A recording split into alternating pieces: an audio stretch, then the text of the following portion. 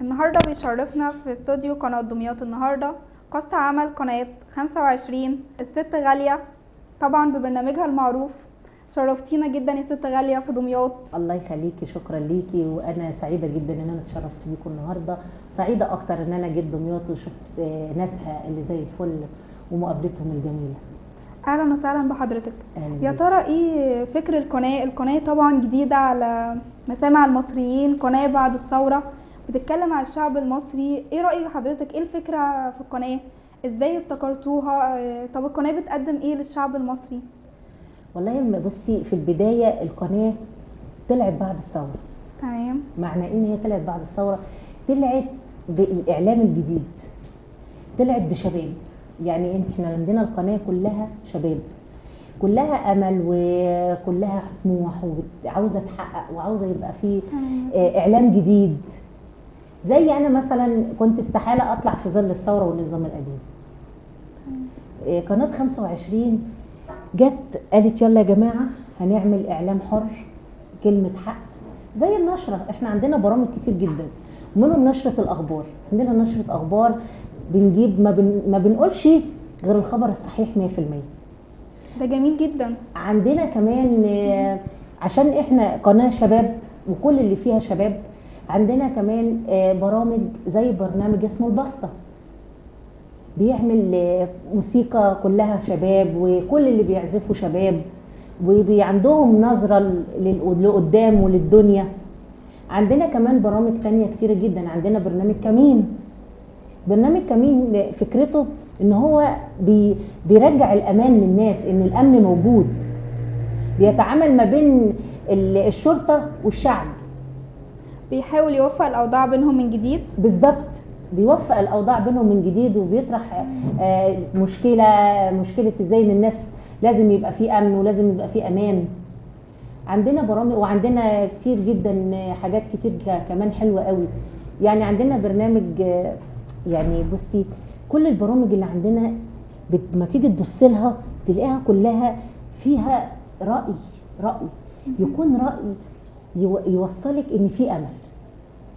ده شيء جميل جدا ان احنا كمان بعد الثورة نفسنا في امل، نفسنا في حياة جديدة. وكمان عندنا برنامج حالة، وعندنا برامج كتير قوي. الست غالية ولحظة بلحظة بقى قعدت تتكلم. احلى حاجة بقى في الموضوع. جميل جدا. عندنا كمان برنامج لحظة بلحظة بينزل الشارع وبيشوف رأي الناس. وعندنا برنامج آراء بيجمع ما بين آراء الشعب كله، تمام من اول الصفر وانتي طالعة كل واحد رأيه ايه، كل واحد بيتمنى ايه. تمام. يعني عندنا اكتر من برنامج، مهم. كل هدفه، كل برنامج ليه هدف. تمام. يعني زي ما قلنا كمين بيوفق جميل. بين الشعب والشرطة. والشرطة طبعا. عندنا لحظة بلحظة بينزل الشارع ويشوف، ينقل رؤية الناس. عندنا برنامج آراء بيشوف رأي الناس هي عاوزة ايه. عندنا برنامج البسطة بكله شباب بموسيقى جديدة، برأي جديد، بتفكير جديد مختلف. عندنا برنامج الست غالية، الأكلة الشعبية. هو انت قعدتي تتكلمي يا ست غالية عن كل البرامج وسبتي برنامجك للآخر، ايه بقى السبب ده؟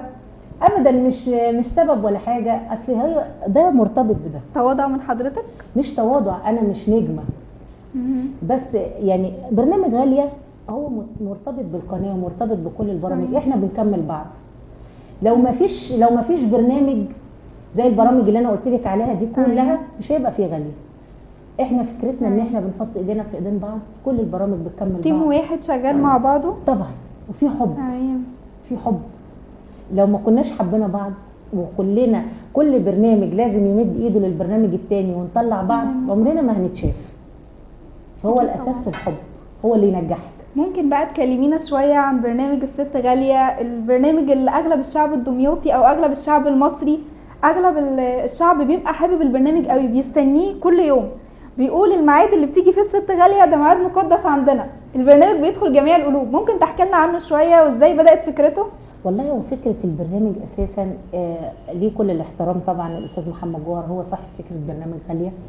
والفكره جت ان احنا كل الشيفات وكل المطابخ، مع احترامي لكل القنوات، كلها طالعه شكل بعضيها، وكل الشيفات بتتكلم زي بعض، وناسيين الشريحه اللي انا منها، شريحه الناس الشريحة البسطاء. البسيطة. الناس البسيطه، الناس اللي مثلا ما فيها يعني عايشين يوم بيوم، ناسيين ده. مش كل الناس بتقدر تاكل جمبري، ومش كل الناس بتقدر تاكل كاليماري والكلام ده كله. في ناس عندها عيال وفاتحه بيوت. فالفكره جت من هنا، ان احنا ليه ناسيين الناس اللي زي غاليه. فغاليه طلعت طبعا، جات لها الفكره من الاستاذ محمد جوهر، وانا طلعت نفذتها، لان ما ينفعش يطلع بالفكره دي غير اللي عايشها بجد، غير الحد البسيط. ما ينفعش تطلعي تمثلي، لازم تبقي عايشه ده ودي حقيقتك عشان تطلعي تقوليها للناس. تمام. حضرتك ما قابلتيش مثلا في بدايه البرنامج اي نقد من بعض الناس كتير. يقول لك اللوكيشن مثلا بدائي قوي، او الست غاليه بتبقى نازله تعمل حاجه بنفسها؟ ايه الاراء في حضرتك في كده؟ لو ما فيش نقد ما فيش نجاح. ده اولا. كتير دخلوا ايه القلل دي، ايه البوتاجاز ده، ايه الشكل ده، وفي حد كده. طبعا اللي بيقول ان ايه ده يبقى هو ما شافش ده، اتولد في بقه معلقه دهب، ما نزلش العشوائيات ولا شاف الناس البسيطه ولا الناس اللي عايشه يوم بيوم. هو بيتكلم من وجهه نظره هو. فلو انت ربنا كرمك وعندك مطبخ بيبص على النيل، في ناس تاني مطبخها تحت السلم. طبعا البلد مستويات بالظبط. فلازم لازم نبص للناس البسطاء، الناس اللي عايشه يوم بيوم، وده اغلب الشعب. طب يا ترى يا ست غاليه، ما جاش لحضرتك مثلا نقد ضايقك، او نقد حسسك في وقت من الاوقات ان انت لا الفكره غلط، انا لازم اقف عنها، لا مش قادره اكمل، النقد ده صعب عليا قوي؟ هقول لك ليه انا ما اتضايقش، لان انا كده. اتضايق لو انا زي ما قلت لك بمثل، لكن دي حقيقتي. اتضايق منها ليه؟ تمام. ما اتضايقش منها لانها حقيقتي، واللي ملوش اول ملوش اخر. تمام يا فندم. وزي ما قلت لك على الاصل دور، كل واحد من فات ادمه تاه. اكيد طبعا. فما اتضايقش. لو اتضايقت من النقد اللي جاني في البرنامج، هل هتضايق من حياتي الخاصه؟ لا طبعا. هيبقى هنتحر، ما دي حياتي. فمش يعني حتى لو اللي داخل بيقول لي نقد وحش ضايقني، عادي. انت يا عم الله يفتح عليك. تخدير ترحاب. طبعا لازم. تمام. لازم ترحبي بالرأي ده وبالرأي ده. تمام. ايه اجمل رأي اتقال لحضرتك عن البرنامج؟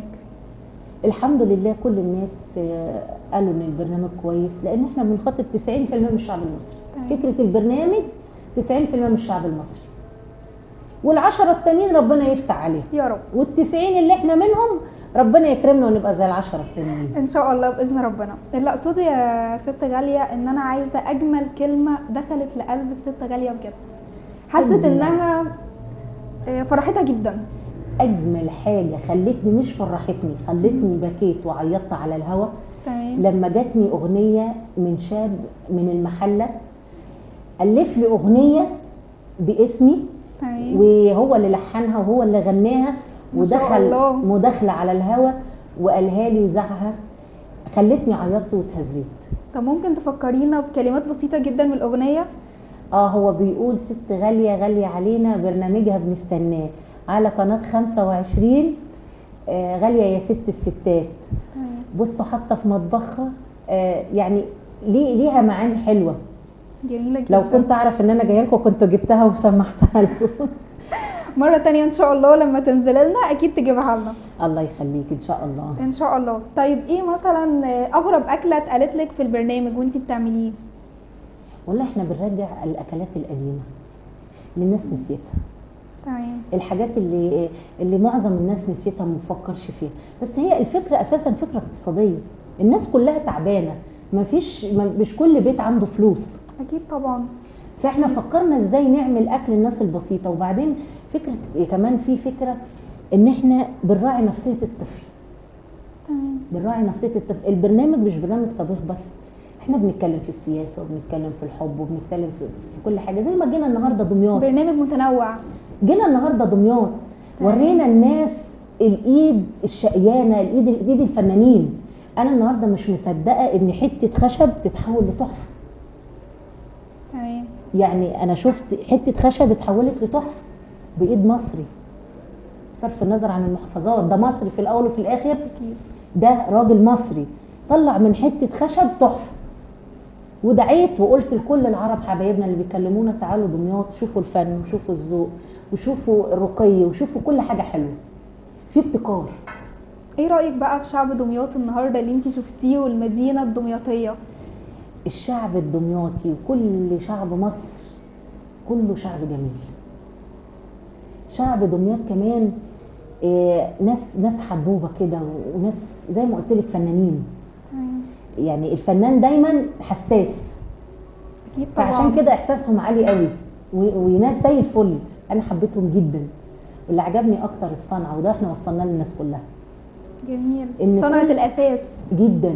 يعني الناس تقول لك احنا رايحين نجيب من امريكا وجنيف وهنا وهنا وهنا، واللي يقول لك مش عارفه اجيب الازاز من فرنسا.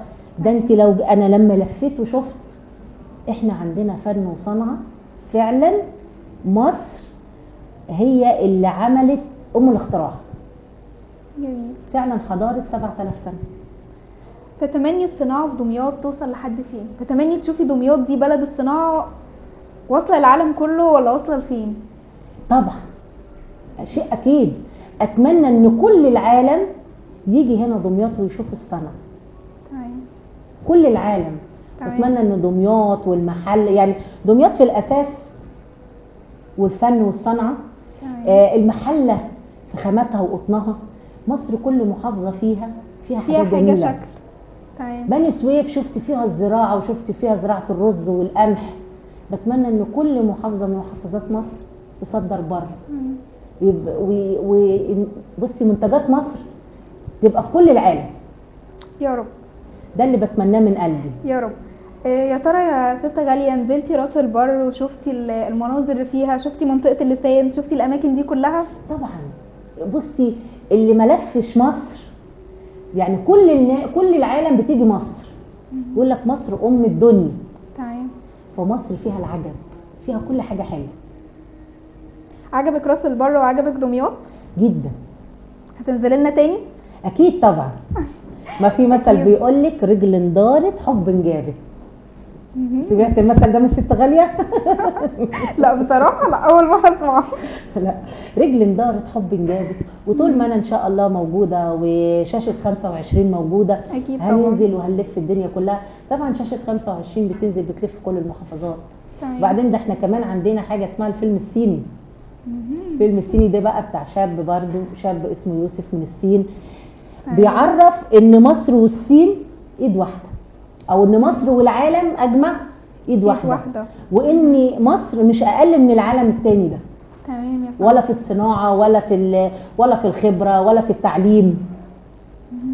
تمام. انت فاهمه؟ جميل جدا. بنوصل للعالم كله ان مصر مش اقل من اي دوله اوروبيه او دوله اجنبيه، تمام. رغم كل اللي بيتقال عليها يعني. بس خلي بالك ان احنا اول بلد في كل الثورات العربيه، البلد برضو اللي انتصرت على الثوره، ما عندناش خسائر زي الدول التانية. الحمد لله يا رب. طب بمناسبة بقى الثورة وان احنا على مشارف الانتخابات الرئاسية بعد كام يوم، ايه رأي حضرتك في الانتخابات والجو اللي موجود الايام دي؟ ويا ترى توقعاتك ايه للمرحلة الجاية؟ بصي هقول لك على حاجه، انا بتمنى من كل قلبي المرحله الجايه تكون احسن من مرحله 30 سنه فاتوا. يا رب. ده كل اللي بيتمناه كل مصري. واخده بالك؟ وبتمنى دايما ان كلنا ننتخب، عشان ما تبقاش كفه حد راكحه عن التانيه. اكيد طبعا. بس في حاله واحده، ان احنا نفكر. ده اول حاجه. أكيد. نختار صح. تمام. لو ما بنعرفش نقرا ونكتب نسال، مش عيب. اكيد طبعا. لو مش عارفين نقعد قدام التلفزيون ونستوعب ايه اللي بيتقال، او ايه البرنامج الانتخابي اللي ده بيتكلم فيه او ده بيتكلم فيه، نسال اللي اكبر مننا، تمام. نسال اللي يفهم عننا. مش عيب. العيب ان احنا نختار عمياني، او العيب ان احنا نقعد في بيوتنا وما ننتخبش، والعيب ان احنا ما نبقاش موجودين. ده العيب. طبعا لازم نشارك، لازم ننزل لازم بنفسنا تشارك ونشوف كله. هنعمل ايه. لازم. انا في البرنامج بتاعي جبنا تمام. واحده اسمها الاستاذه ايمان محميه، تمام. مراقبه على الانتخابات. تمام. قلنا لها ايه رايك في الستات اللي مش عاوزه تنتخب، او عامه ستات او رجاله بصرف النظر عن النوع، تمام. مش عاوزين ينتخبوا، مش عاوزين ينزلوا من بيوتهم، بينتخبوا خلاص. فكانت قالت الراي الصواب، قالت لازم الكل يشارك ويشارك صح. اكيد طبعا. فده احنا بنتمناه. تمام. كلمة بقى أخيرة من حضرتك تقوليها لشعب دمياط والقناة دمياط النهاردة، وتتمنى لنا ايه؟ مش لدمياط بس، انا بتمنى لمصر كلها بالنجاح، وبتمنى لشعب دمياط بالنجاح الاكتر والاكتر. بتمنى ان هو يبقى شعب كله فن، كله ذوق، وشعب راقي. كفايه قوي انه بيحول الخشبه لقطعة لتحفه، فن. لتحفه. تمام. وده معناه ان هو بيبقى انسان حساس، وكله فنان حساس. اكيد طبعا. فبتمنى له كل خير، وبتمنى ان كل منتجاته تبقى بره وتتصدر وتسمع في العالم كله. يا رب. كلمة أخيرة بقى خاصة جدا لقناة دمياط النهاردة. اتمنى لكم النجاح، واتمنى لكم للاحسن. وعاوزه اقول لكم حاجه، اتمنى من قلبي توصلوا الراي الصح، أكيد طبعا. وتقولوا كلمه الحق، أكيد. وتشجعوا الاعلام النضيف. أكيد الإعلام الحر اللي نفسه يطلع للنور. الاعلام النضيف، معنى كلمه اعلام نضيف ان احنا الفتره دي عاوزين كل قناه توصل الاعلام صح. الجيد. صح. تمام. لان ناس كتير جدا بتاخد من الاعلام وتحط في دماغها. تمام. فاحنا عاوزين اعلام نضيف، اعلام صادق، يفيدني ويفيد ولادي والجيل اللي جاي. هي دي الرساله اللي انا بقولها لكل قناه، وربنا يوفقكم. يا رب.